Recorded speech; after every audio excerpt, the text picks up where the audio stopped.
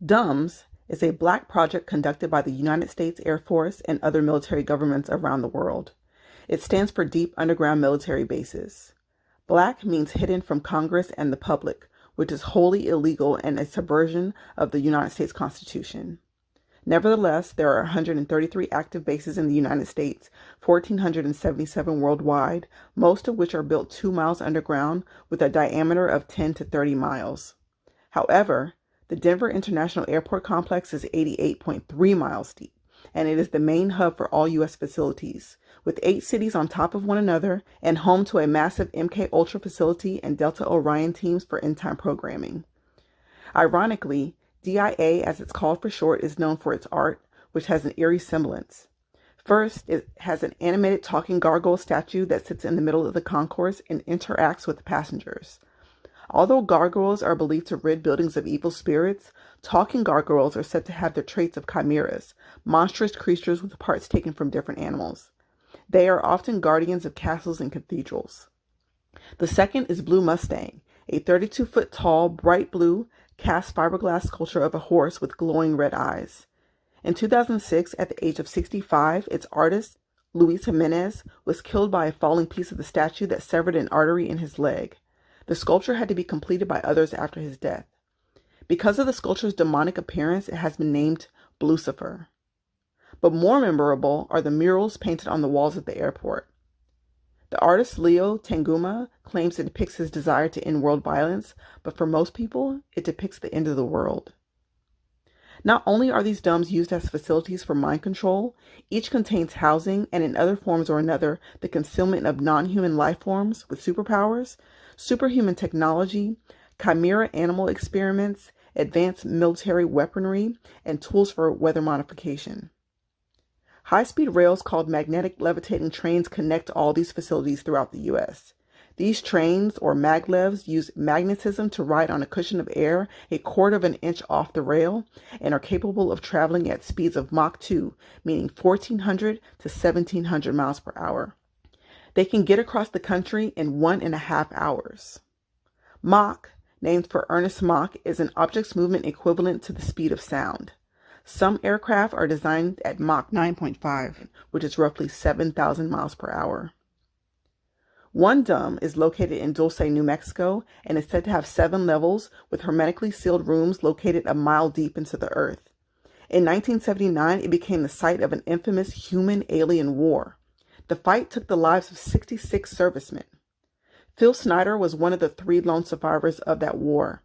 He worked 17 years as a geologist and engineer, 11 of which he worked at Groom Lake, Nellis Air Force Base, Nevada, otherwise known as Area 51. This is a restricted airspace off limits to the public and normal military aircraft traffic. Theories of meetings with extraterrestrials, weather control equipment, time travel, and teleportation are just a few of the things that are said to be held there. I was involved in building another base inside of Dulce, New Mexico, which is Los Alamos Laboratory. It's a biological laboratory.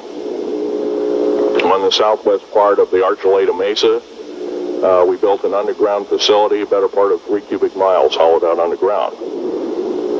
Then to the southwest of that, we were in the process of the early stages of building. We drilled 4 large tunnel-like holes.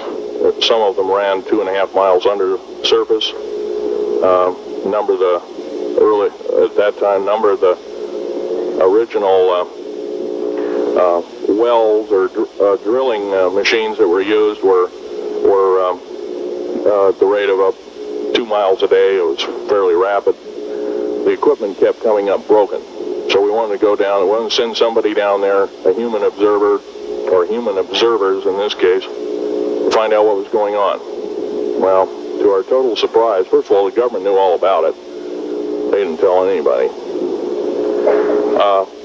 When I saw Green Beret and Black Beret people encamped inside of our geologist camp, I knew something was up. The gig was up. First of all, I knew all about the alien agenda. I'll explain that in a few minutes. The large alien graves had been encamped there for as best as believed possible about 400 or 500 years. It had been one of their internal bases. And we we drilled holes right on top of it. All the stinking air, all the black sooty air came right out as soon as the first hole was sunk, and all this soot came up, and well, that's when all the hell broke loose, really, all started. Anyway, after we drilled all 4 holes, it took about 2 days to drill all 4 of them. And when you build an underground base, you drill 4 basic holes, and then you build called stopes or cross-member holes across, and then you use blasting equipment and special blasting equipment by the analyzation of the rock formation, and you literally blast out or tunnel out or deflagrate or melt rock out to build the large rooms that are required for this underground base. Well, in this process, I was lowered down the basket of one of these holes, and about from me to this elderly woman here in the front was sitting a 7-foot-tall alien gray. The stench was worse than the worst garbage can you can imagine. The person the entity was absolutely horrible. I didn't waste any time. I reached for my pistol. At that time, I was an engineer. I didn't have time to carry all the Folderol of one of these big submachine guns that all the sea spray and the yellow fruit and all the outer perimeter and inner perimeter security people carried. I carried a little Walther PPK pistol with a 9-shot clip. This was in late August of 1979. Now, you got a regular suit of clothes, you got a regular clothes on, plus you're in almost like a spacesuit environment, and you're reaching for a gun. It's not the easiest thing to do, and then to pop a clip in it and start shooting. And I killed 2 of them. Yes, they're mortal, and they do die. However, in the process, one of them did this. All I remember is that he just kind of waved his hand in front of his chest, and the next thing I know, this blue beam hit me and just literally opened me up like a fish, and burnt my fingers right off of me. And it was some form of electrical force, because the kind of like being hit by a lightning bolt burned all my toenails off of me. Completely crispy crittered my left foot, burnt the shoe right off of me. All I remember is the smoking remains, and I'm still conscious, but in and out of, I didn't remember much. And there was a Green Beret that was right behind me that risked his life. In fact, he died. But he risked his life. He shoved me back in the basket and hit the button and took me up. I wouldn't be alive talking to you today if it wasn't for him. I'm forever indebted. He lost his life.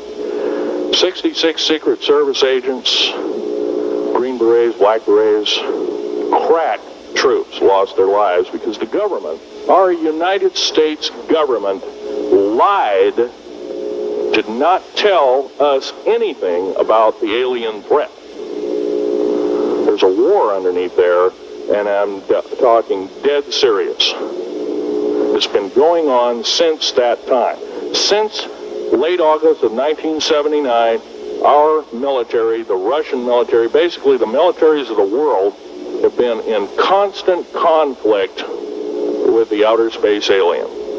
The small gray, the large gray, the reptilian, the whole thing. On or around January 11, 1996, Vril was found dead in his apartment after having given 3 lectures to a group of civilians regarding government secrets. His death was ruled a suicide, although autopsy reports revealed he, in fact, had been strangled by a piano string. In his talks, he addressed the alien technology that was given in exchange for the government to allow the aliens to use humans for their experiments. He claimed that 10,000 children and over 1 million adults vanished unaccounted for. They are used for X-ray, Acrifice, and Blood Bay. Since 2019, U.S. Special Forces have been in training for rescue missions.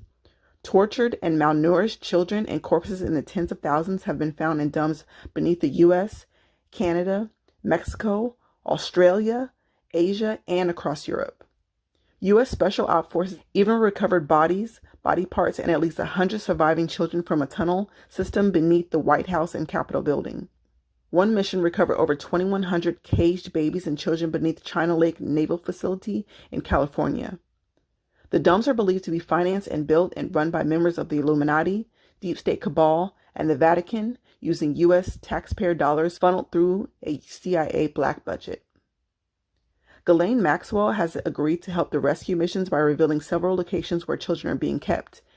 Everyone knows about her involvement as procuring agent in a worldwide sex ring, but what most people don't know is that she also is the head of a foundation called the Terramar Project. The Terramar Project was founded the 26th of September 2012 at the Blue Ocean Film Festival and Conservation Conference in Monterey, California, and focused on the 64% of the ocean that lies outside any single country's jurisdiction. Their mission was to create a global ocean community based on the idea of shared ownership of the global commons, also known as the high seas or international waters. Interestingly, Phil Schneider in his talks also informed the crowd of D.U.M.B.2s, which are submarine bases built off the coast of continental shelves and islands in the Atlantic and Pacific Oceans. Some of these submarines can dive 7,000 feet and hold there for 3 months. Let me segue to an entertainer by the name of Britney Spears. Very famous pop star in her own right, but more recently has gone viral for her rants and her cryptic messages about the elite's practices and her conservatorship. What many may not know, unless you've watched parts 1 and 2 of my human cloning series, Brittany is a victim of human cloning and MK Ultra mind control. Besides the fact that I found a filed petition stating that Britney Jean Spears is in fact deceased, the singer, after stating she had been stripped of her freedom, subjected to satanic practices, 8 gallons of blood transfusions a week, sexual assaults, as well as being trafficked and drugged, posted 3 unseemly related tweets in a carousel: a cathedral, Israel's state flag, and Australia with Great Britain's flag. I did some digging, and here's what I found. A cathedral is a church that contains the bishop, thus serving as the central church of a diocese, conference, or episcopate. This cathedral, in fact, is St. Peter's Basilica in Vatican City and considered one of Catholics' most holiest temples. The Pope is the Bishop of Rome, which means he's over every Catholic church worldwide.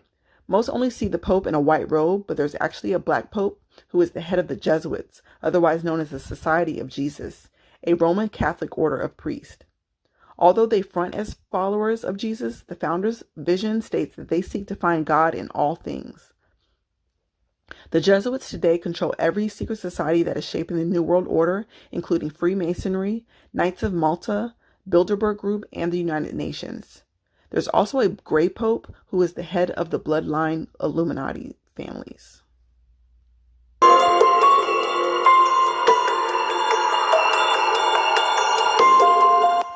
This is the mission which Pope Francis gave us when he confirmed the universal apostolic preferences.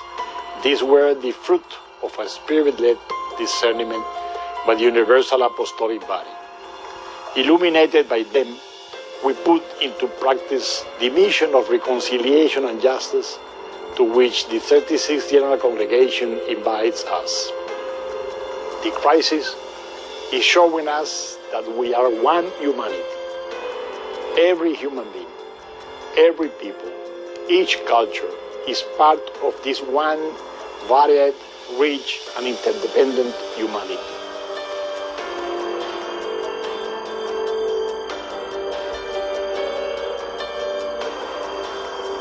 It is showing us that there is no difference in age, race, religion, or social status when we are one humanity.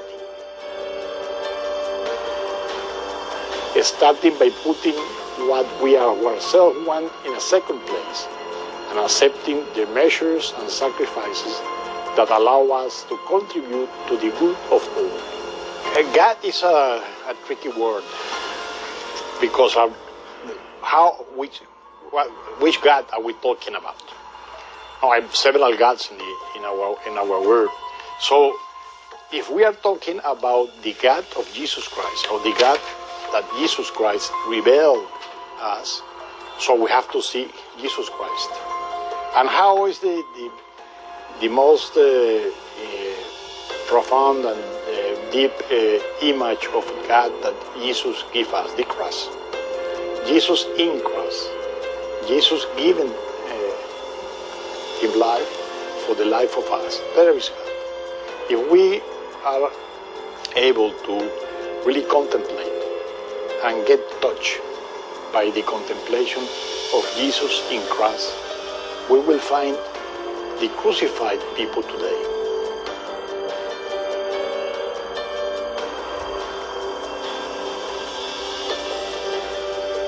The crucified of this moment of the pandemic and the injustice of the world. And we will find God. God is there. God is asking us to do something, to give our life so that people can have life. Read your Bibles. Their plan is a one world religion with one ruler who is the Antichrist. Revelations 2:9. I know thy works and the tribulation and poverty, but thou art rich. And I know the blasphemy of them which say that they are Jews and are not, but are the synagogue of Satan. What's also interesting is Brittany's next post, Israel's flag. The symbol on it is called the Star of David and known to denote Judaism and Jewish identity. It was placed on Israel's flag in 1948. It is in the shape of a hexagram, a six-pointed star figure, and the Schlafly symbol, named after Swiss mathematician Ludwig Schlafly. It was first used as a mystic symbol by Muslims in the medieval period, known as the Seal of Solomon. It developed parallel with Islamic and Jewish mysticism and Western occultism. It is known as being largely distinct from the Judeo-Christian religion. In Masonic temples, the interlacing triangles or deltas symbolize two principles of forces, male and female, pervading the universe. Now here's the connection. Alberto Vril, former Jesuit priest, after his conversion to the Protestant Christianity, began leaking information he received from secret Vatican briefings. He says, "What I'm going to tell you is what I learned in secret briefings in the Vatican when I was a Jesuit priest under oath and induction. A Jesuit cardinal named Augustine Bea showed us how desperately the Roman Catholics wanted Jerusalem at the end of the 3rd century. Because of its religious history and strategic location, the Holy City was considered a priceless treasure. A scheme had to be developed to make Jerusalem a Roman Catholic city. The great untapped source of manpower that could do this job was the children of Ishmael. The poor Arabs fell victim to one of the most clever plans ever devised by the powers of darkness. Early Christians went everywhere with the gospel, setting up small churches, but they met heavy opposition. Both the Jews and the Roman government persecuted the believers of Christ to stop their spread. But the Jews rebelled against Rome, and in 70 AD, Roman armies under General Titus smashed Jerusalem and destroyed the great Jewish temple, which was the heart of Jewish worship, in fulfillment of Christ's prophecy in Matthew 24:2. On this holy place today, where the temple once stood, the dome of the Rock Mosque stands as Islam's second most holy place. Sweeping changes were in the wind. Corruption, apathy, greed, cruelty, perversion, and rebellion were eating at the Roman Empire, and it was ready to collapse. The persecution against Christians was useless as they continued to lay down their lives for the gospel of Christ. The only way Satan could stop this thrust was to create a counterfeit, quote-unquote, Christian religion to destroy the works of God. Their religion had come from ancient Babylon, and all it needed was a facelift. This didn't happen overnight, but began in the writings of the early church fathers. It was through their writings that a new religion would take shape.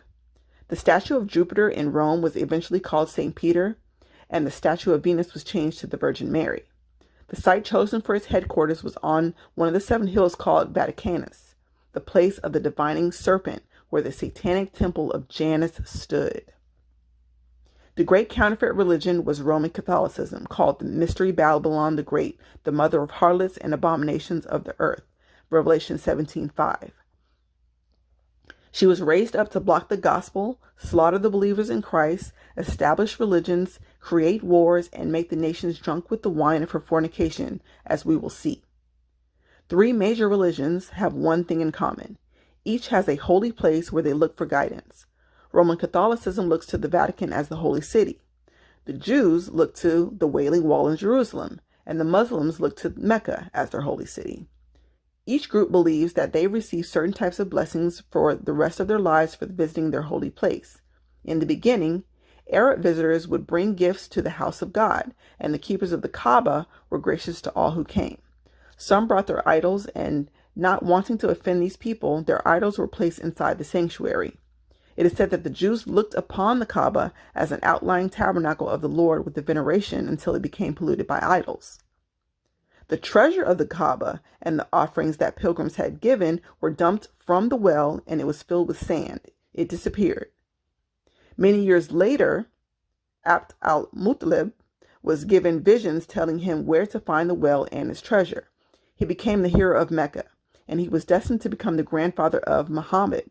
Before this time, Augustine became the bishop of North Africa and was effective in winning Arabs to Roman Catholicism, including whole tribes. It was among these Arab converts to Catholicism that the concept of looking for an Arab prophet developed.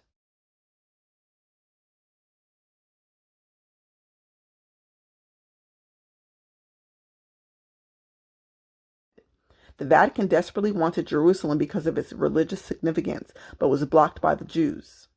Another problem was true Christians in North Africa who preached the gospel. Roman Catholicism was growing in power, but would not tolerate opposition. Somehow, the Vatican had to create a weapon to eliminate both the Jews and the true Christian believers who refused to accept Roman Catholicism. Looking to North Africa, they saw the multitude of Arabs as a source of manpower to do their dirty work. Some Arabs had become Roman Catholic and could be used in reporting information to leaders in Rome. Others were used in an underground spy network to carry out Rome's master plan to control the great multitudes of Arabs who rejected Catholicism. When St. Augustine appeared on the scene, he knew what was going on. His monasteries served as bases to seek out and destroy Bible manuscripts owned by true Christians. The Vatican wanted to create a Messiah for the Arabs, someone they could raise up as a great leader, a man with charisma who they could train and eventually unite all the non-Catholic Arabs behind him, creating a mighty army that would ultimately capture Jerusalem for the Pope. A wealthy Arabian lady who was a faithful follower of the Pope played a tremendous part in this drama. She was a widow named Khadija. She gave her wealth to the church and retired to the convent, but was given an assignment. She was to find a brilliant young man who could be used by the Vatican to create a new religion and become the Messiah for the children of Ishmael. Teachers were sent to young Muhammad, and he had extensive training. Muhammad studied the works of St. Augustine, which prepared him for a great calling. The Vatican had Catholic Arabs across North Africa spread the story of a great one who was about to rise up among the people and be chosen one of their God. While Muhammad was being prepared, he was told that his enemies were the Jews and that the only true Christians were the Roman Catholic. He was taught that the others calling themselves Christians were actually wicked impostors and should be destroyed. Many Muslims believe this. Muhammad began receiving divine revelations, and his wife's Catholic cousin, Waraqah, helped interpret them. From this came the Quran. Muhammad later conquered Mecca, and the Kaaba was cleared of idols. History proves that before Islam came into existence, the Sabians in Arabia worshipped the moon god, who was married to the sun god. They gave birth to 3 goddesses who were worshipped throughout the Arab world as daughters of Allah. An idol excavated at Hazor in Palestine in 1950 shows Allah sitting on a throne with the crescent moon on his chest. Muhammad claimed he had a vision from Allah and was told that you are the messenger of Allah. This began his career as a prophet, and he received many messages. By the time Muhammad died, the religion of Islam was exploding. The nomadic Arab tribes were joining forces in the name of Allah and his prophet Muhammad. Some of Muhammad's writings were placed in the Quran, others were never published. They are now in the hands of high-ranking holy men in the Islamic faith. When Cardinal Bea shared with us in the Vatican, he said these writings are guarded because they contain information that links the Vatican to the creation of Islam. Both sides have so much information on each other that if exposed, it could create a scandal that it would be a disaster for both religions. Amos 5:26 says, "But ye have borne the tabernacle of your Moloch and shewn your images, the star of your God, which you have made yourselves." Acts 7:43 says, "Yeah, You took up the tabernacle of Moloch and the star of your god Raphim, figures which you made to worship them, and I will carry you away beyond Babylon. As for the issue of the image of Australia with the picture of the British flag, it seems that the capital of Australia is Canberra, an indigenous name meaning meeting place. It was founded as 1913, 125 years after British cabal assumed ownership of Australia. The location is strategically positioned at the capstone of their parliamentary triangle. A glass triangle even sits atop the Australian Parliament. 12 steps lead to the pyramid on the Parliament House, the same amount that lead to the Eye of Providence. Furthermore, the entire Canberra is a dome, with MK Ultra and subs underneath. It is specifically designed to house the New World Order, which is in turn headed by large greys. Phil Schneider revealed the ultimate goal of the government was to be phased out by the United Nations, which is one with the higher-ups and the New World Order. One of the 4 main offices of the United Nations is none other than Geneva, Switzerland.